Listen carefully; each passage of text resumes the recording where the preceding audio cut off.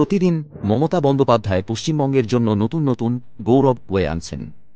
পশ্চিমবঙ্গ এক সময়ের সংস্কৃতি, বুদ্ধিবৃত্তি এবং অগ্রগতির গর্ব আজ জাতীয় নিরাপত্তাকে হুমকির মুখে ফেলে পাসপোর্ট কেলেঙ্কারির জন্য শিরোনামে। এনফোর্সমেন্ট ডিরেক্টরেট ইডি এক ভয়াবহ চক্রের সন্ধান পেয়েছে। বাংলাদেশি নাগরিকরা শুধু অবৈধভাবে ভারতে প্রবেশই করেনি, তাদের দেওয়া হয়েছে জাল ভারতীয় পরিচয়পত্র, আধার, ভোটার আইডি, প্যান কার্ড, এমনকি পাসপোর্টও। এই সব জাল পরিচয়ের দাম কম নয়। একজন বাংলাদেশি নাগরিক প্রায় 2 লাখ দিয়েছে সীমান্ত পার হতে এবং পশ্চিমবঙ্গের সীমান্তবর্তী গ্রামগুলোতে বসবাস করতে। আরেক 1 লাখ পাসপোর্ট পেতে, জাল কাগজপত্রের ভিত্তিতে। কিন্তু এই টাকা ভারতে থাকেনি।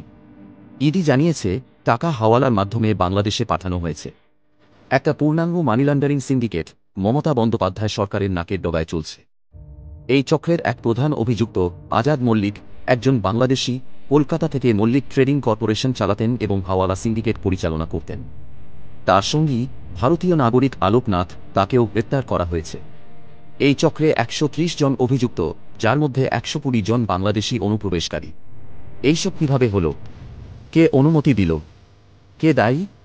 যখন দেশের সীমানা ভেঙে ফেলা হচ্ছে, পরিচয়পত্র বিক্রি হচ্ছে, তখন মমতা বন্দ্যোপাধ্যায় সরকারের নীরবতা কেন?